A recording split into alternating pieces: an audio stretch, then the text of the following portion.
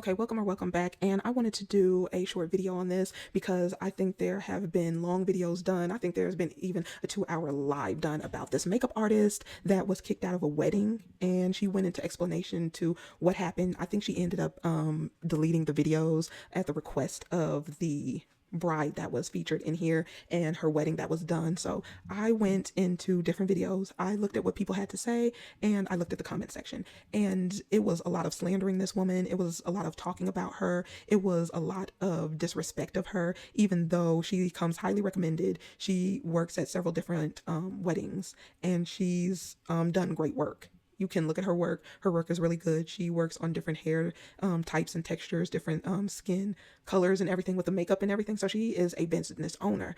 And she basically goes into explanation where she was recording TikTok. She was recording parts of the wedding. She was recording the hair, the makeup, and everything that was done. And she was there from 6 a.m. to about 7 p.m. So it was a full day. And she was not in the best mind space, but because we all do it, we can have an issue that's going on at home with a family member or spouse, kids. We cannot be feeling as great, and we'll go ahead and we'll go to work and do what we have to do to get the money, right? So she ended up breaking up with her boyfriend. She was going through that situation. Then she had to go to a wedding where she had to be kind of perk people up, and she's seeing their happy day, and that can bring a whole bunch of emotions. So she wasn't in the best headspace. Maybe she shouldn't have been there, but I do understand as a business owner that she wanted to give the brides the experience that all of her brides have had. But I saw people tearing her apart. They were talking to people who were a part of the bridal party, which I wouldn't believe too much of what they have to say. And the only reason that I say that is because they're going to be on the bride's side, right?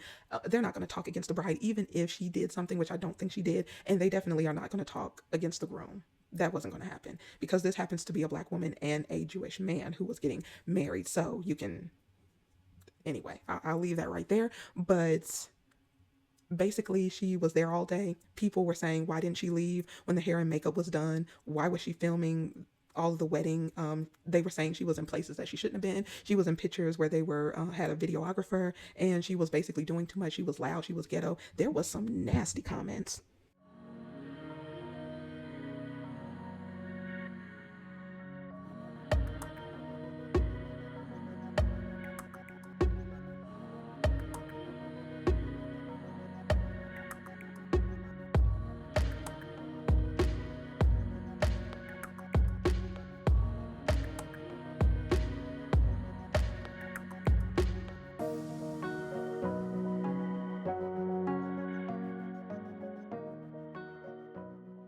They were saying, we need the story of her ex-boyfriend. He probably broke up with her a long time ago. She just won't move on. He cheated because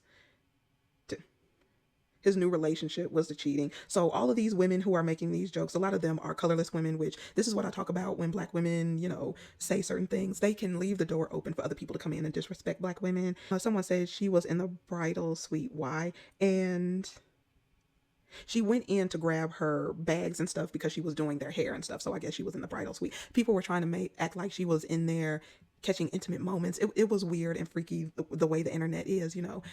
This is the underhanded, weird part of the internet. But yeah, they were saying some nasty comments about this woman. All of the women in there were talking about, she was trying to ruin the bride's day. She was probably jealous and all of that. They gave this woman no benefit of the doubt.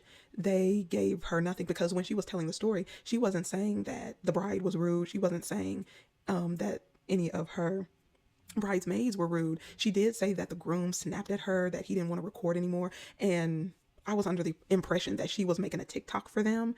So yeah, but there was all these questions, and I guess some makeup artists, they got involved in it, and there was at least one, and that's crazy that this was a colorless woman. She basically was giving this woman grace because of the situation she was in.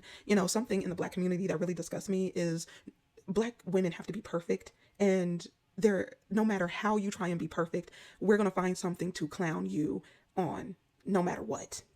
So you can never win with this community. Basically, this woman was in a bad headspace, dealing with a breakup, then having to deal with all the bridal stuff and how that's affecting her emotionally.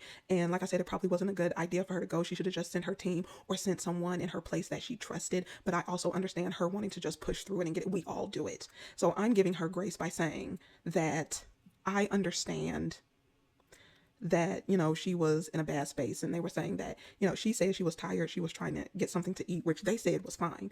But then when it was really late, that they were asking her to leave, she had came back, and then, but she, you know,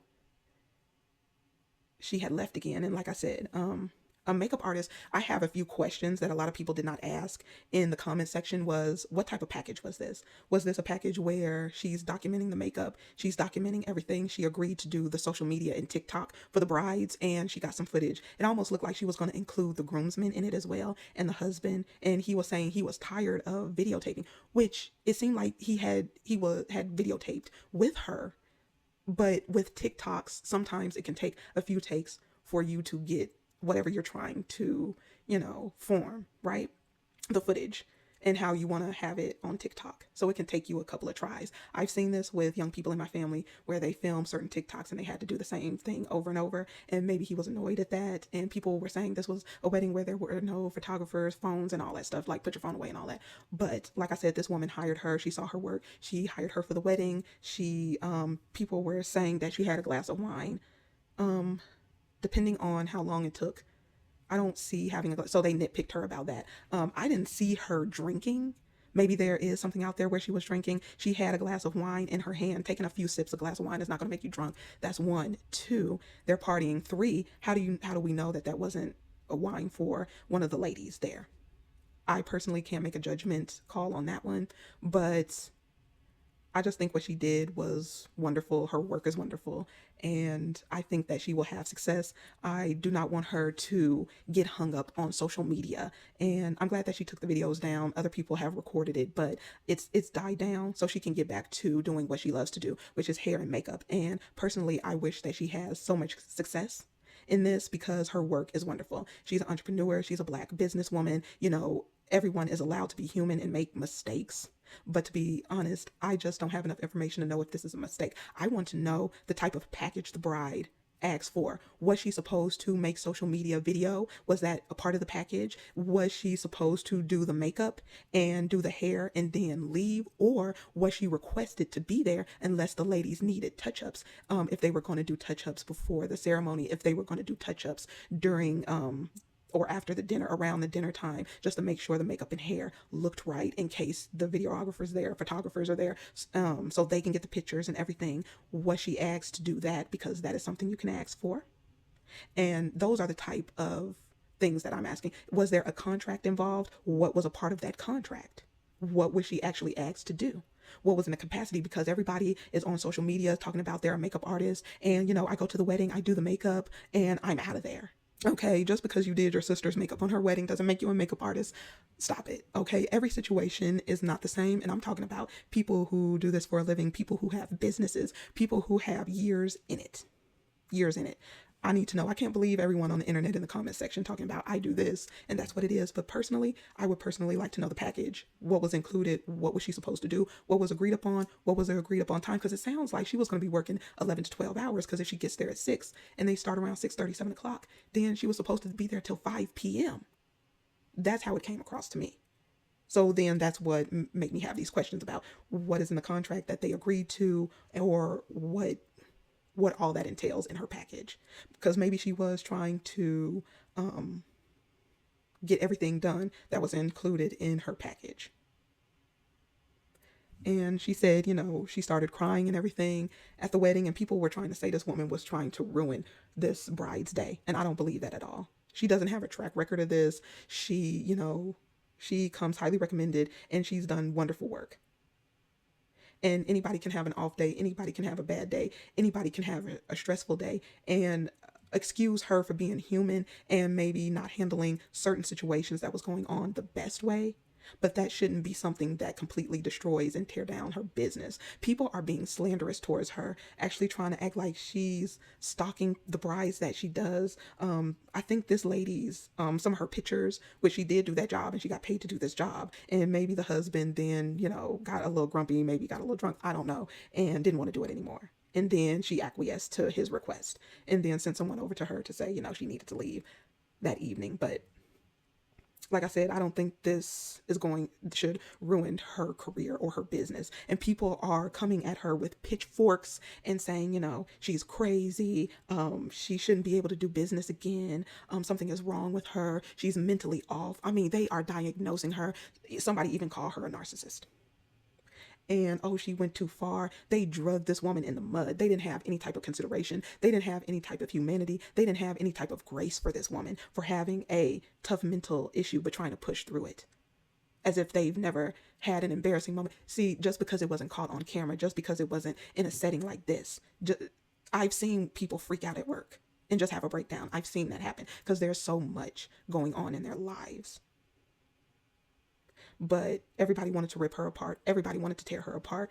Everybody had something to say. There were so many messy people on TikTok interviewing the bridesmaids. The bridesmaids, some of them were trying to be nice about it and use certain language, but the people who were the one who was interviewing them was being messy. And it seems like she had a vendetta to take this woman out and take her down and expose her as some horrible person and just ruin her business. That is beyond me. When you have places and high-end brands that have shown their racist ass, yet you still take your black ass dollar over there and you purchase from them. Some of you have some Tarte even though they don't care for you. Some of you you still shop at these stores. Gucci. You shop at these high-end stores where they've made a mockery of your image.